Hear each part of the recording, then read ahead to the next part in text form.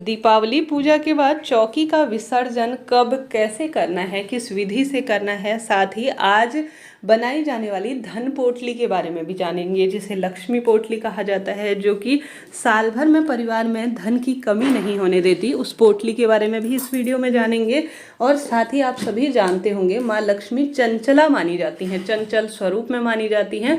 पूजा करना जितना महत्वपूर्ण है सही विधि से, उतना ही सामग्री को भी विसर्जित करना, सही स्थान पर रखना आवश्यक माना जाता है, जिस कारण से ही आपकी पूजा आराधना संपन्न होती है। ऐसी स्थिति में आज शाम के समय आप सभी आवश्यक रूप से कैसे पूजा करेंगे और आज दिन भर में किया जाने वाला नमक का उपाय, धनिया का आज रात को किया जाने वाला उपाय बतलाया गया है चैनल पर।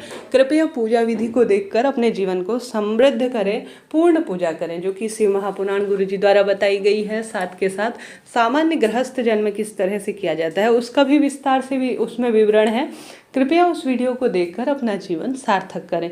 सबसे पहले आप सभी को धन पोटली के बारे में बताना चाहूँगी, उसके बाद आप सभी को विसर्जन की विधि बताऊंगी। देखिए, धन पोटली आप सभी जानते होंगे, सभी लोग बताते हैं, इसका प्रमाण भी मिलता है, इससे बरकत होती है घर में और साल भर स्थिर लक्ष्मी का वास होता है।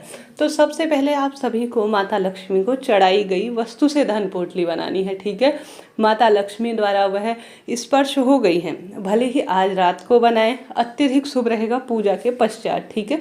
नहीं तो आप सभी आवश्यक रूप से कल सुबह माता लक्ष्मी को विसर्जित करने से पहले पहले भी जो है, अगर किसी कारण से भूल गए हैं तो कर सकते हैं, कोई दिक्कत की बात नहीं है।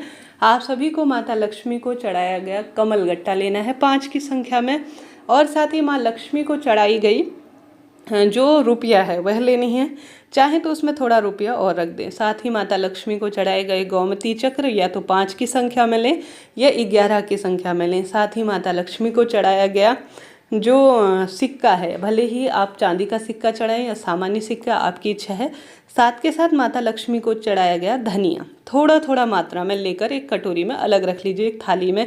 साथ के साथ आप लोग सभी माता लक्ष्मी को चढ़ाया गया एक सफ़ेद फूल या लाल फूल। आज गुरुजी ने कहा है लाल फूल चढ़ाना है, आपके पास मिल जाए तो लाल फूल अत्यधिक शुभ है, नहीं तो गुलाबी भी ले सकते हैं। आप सभी को कमल का फूल मिल जाए तो शुभ है, उसमें से एक फूल आपको ले लेना है। पूरा फूल नहीं मिल पाता है, खराब भी हो जाती हैं कई बार ऐसी चीज़ें रखकर, तो आप सभी थोड़ा थोड़ा मात्रा में माँ लक्ष्मी के स्वरूप के रूप में इन्हें लेकर अपने पास रख लीजिए। रख ली सारी चीज़ें। इसके साथ ही आपने माता लक्ष्मी को अक्षत अर्थात जो साक्षात जो है पीले चावल या सफ़ेद रंग के चावल माँ लक्ष्मी को समर्पित किए होंगे, उसमें से भी थोड़ा सा अंश आपको निकाल कर अलग से रख लेना है, ठीक है। इनकी संख्या आप 11, 21, 51 रख सकते हैं, नहीं तो 5 भी रख सकते हैं, कोई दिक्कत की बात नहीं है। रख लिया एक कटोरी में या एक अलग से स्थान पर। आप सभी को लेना है एक छोटा सा लाल कपड़ा या पीला कपड़ा ले सकते हैं या गुलाबी, नया लेने की आवश्यकता नहीं है, अगर हो तो श्रेष्ठ है, नहीं तो पुराना भी चलेगा। माता लक्ष्मी को प्रणाम करें, ओम महालक्ष्मी नमो नमः कहते हुए या ओम महालक्ष्मी च विद्महे विष्णुपत्नी च धीमहि तन्नो लक्ष्मी प्रचोदयात्, इस मंत्र का जाप कर सकते हैं साधारण सरल तरीके से। ओम महालक्ष्मी नमो नमः इस तरह से कहते हुए वह छोटा सा जो धन पोटली का, आप एक पोटली भी मिलती है बाजार में, वह भी ले सकते हैं, नहीं तो लाल कपड़ा हर घर में होता है वह लेना है। उसमें आपको धनिया जो माँ लक्ष्मी को आपने समर्पित किया है, 5 गोमती चक्र हैं या जितने भी आपने समर्पित किए हैं, और साथ ही जो माता लक्ष्मी को आपने कमल गट्टा समर्पित किया है, साथ के साथ आपने माता लक्ष्मी को कौड़ी समर्पित की है, रुपया समर्पित किया है, और साथ ही लाल फूल, पीले चावल जो भी आपने समर्पित किया है, थोड़ा थोड़ा उसकी मात्रा उस लाल कपड़े के अंदर रख लीजिए। और साथ ही उसके मुख पर आप पूर्ण रूप से, अगर पोटली बाजार में मिलती हुई है तो उसके मुख पर मौली होती ही है, जिससे पूर्ण रूप से कस के उसे बांध लिया जाता है। रुपये भी उसमें रखे जाते हैं, चांदी का सिक्का, जो भी चीज़ आपने रख रखी है थोड़ा थोड़ा अंश उस पोटली के अंदर रख लीजिए।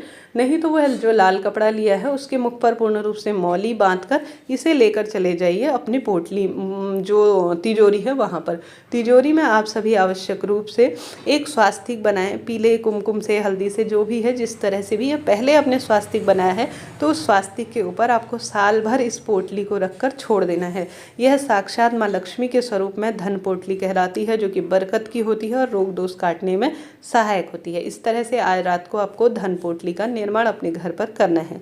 अब जानते हैं पूजा की सामग्री का क्या करना है। हालांकि मैंने पूजा की सामग्री का आपको पहले वीडियो दिया है, प्राप्त नहीं हो पाया है तो ध्यान से सुनिए। सबसे पहले पूजा की चौकी सुबह उठाई जाएगी पूजा हो जाने के बाद, परंतु जो पूजा में प्रयुक्त सामान है ना, जिसमें प्रसाद सबसे महत्वपूर्ण है, उसे 1-1.5 घंटे के भीतर ही आपको सभी जनों में वितरित कर देना चाहिए। ठीक है, सुबह के समय जो है अन्य चीज़ें उठाई जाएंगी, परंतु प्रसाद रात में ही घर के सभी सदस्यों को प्रसाद स्वरूप वितरित कर दिया जाएगा। आप सभी भी 1-1.5 घंटे के भीतर ही प्रसाद को हटाकर ग्रहण कर सकते हैं।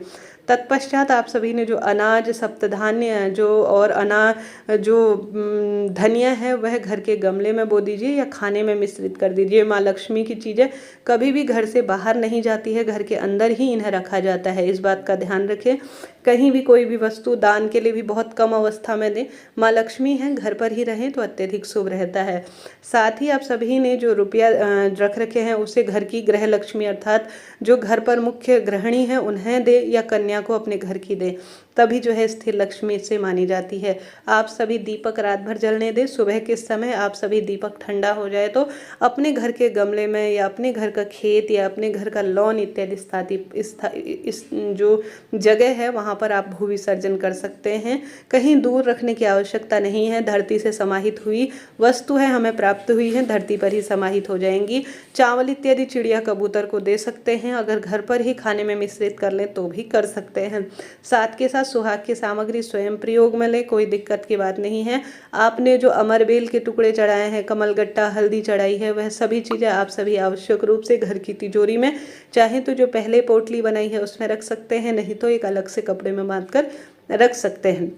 इस तरह से आप सभी को यह कार्य करना है। कलश स्थापना कर रखी है तो कलश के ऊपर रखा हुआ जो नारियल है उसे प्रसाद स्वरूप में भी बांट सकते हैं, नहीं तो कई भक्तजन साबुत अवस्था में अपनी तिजोरी में बांट देते हैं, रख देते हैं।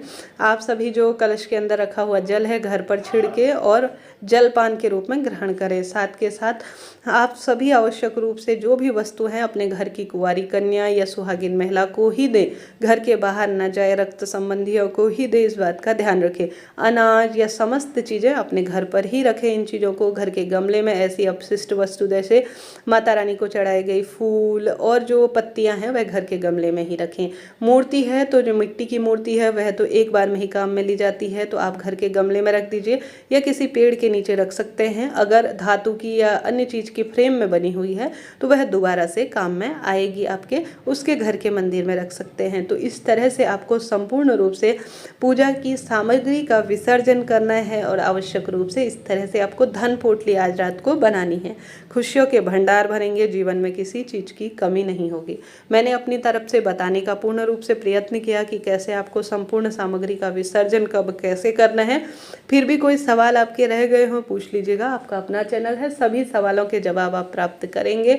साथ ही चैनल पर नए हैं तो लाइक करें, शेयर करें, सब्सक्राइब करें। आप सभी आवश्यक रूप से पूजा का विधि देखें और साथ के साथ यह भी देखें कि आज कौन सा उपाय किया जाने वाला है। जय माता दी, हर हर महादेव।